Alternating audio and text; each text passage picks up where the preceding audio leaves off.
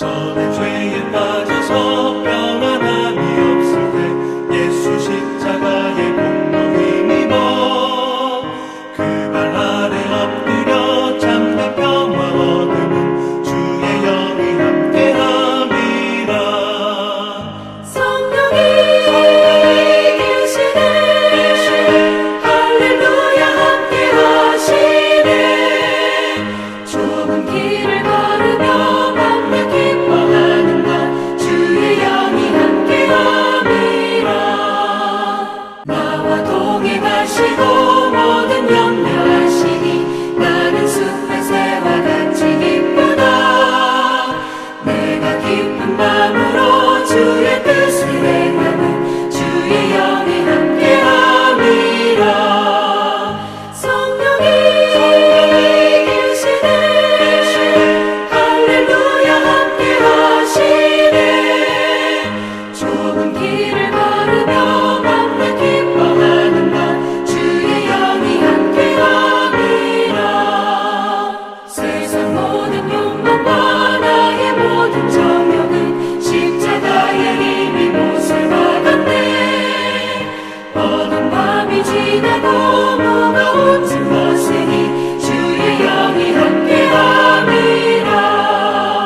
성령이 계시네 할렐루야 함께 하시네. 좁은 길을 걸으며 밤낮 기뻐하는 것 주의 영이 함께함이라. 베드로가 이 말을 할 때 성령이 말씀 듣는 모든 사람에게 내려오시니 베드로와 함께 온 할례 받은 신자들이 이방인들에게도 성령 부어주심으로 말미암아 놀라니 이는 방언을 말하며 하나님 높임을 들음이러라. 이에 베드로가 이르되 이 사람들이 우리와 같이 성령을 받았으니 누가 능히 물로 세례 베품을 금하리요. 예수 그리스도의 이름으로 세례를 베풀라. 그들이 베드로에게 며칠 더 머물기를 청하니라.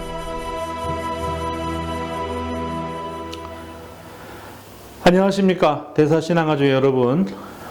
민족의 대명절인 설 잘 보내고 계십니까? 오늘 2월 2일 수요일 가정예배 말씀 묵상 본문은 사도행전 10장 44절로 48절의 말씀을 통해서 이방인 고넬료의 구원이라는 제목으로 함께 은혜를 나누겠습니다.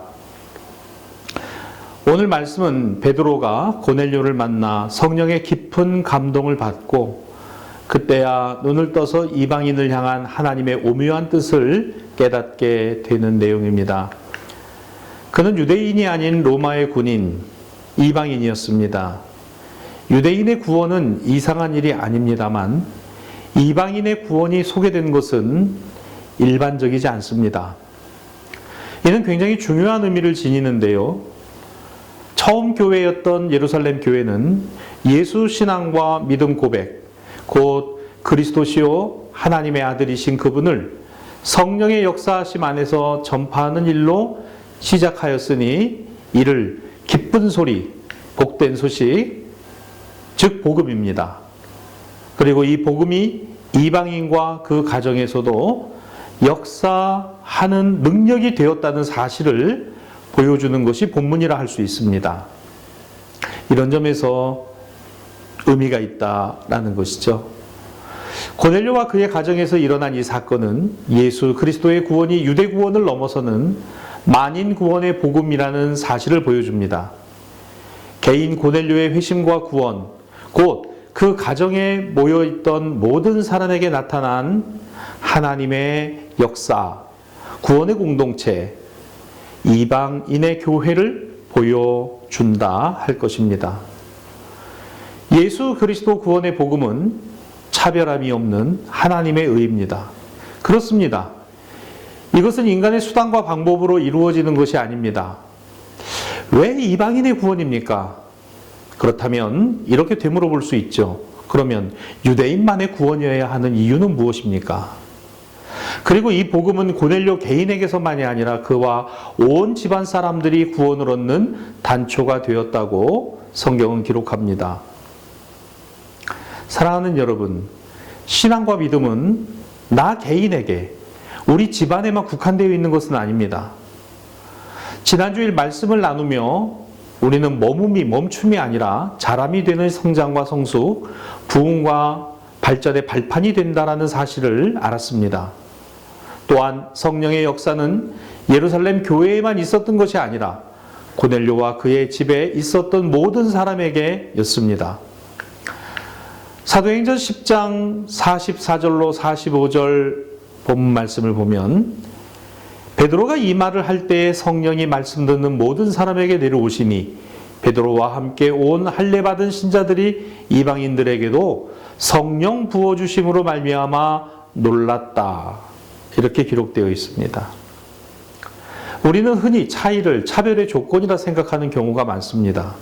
그리고 다름을 틀림으로 여기는 경우도 많죠.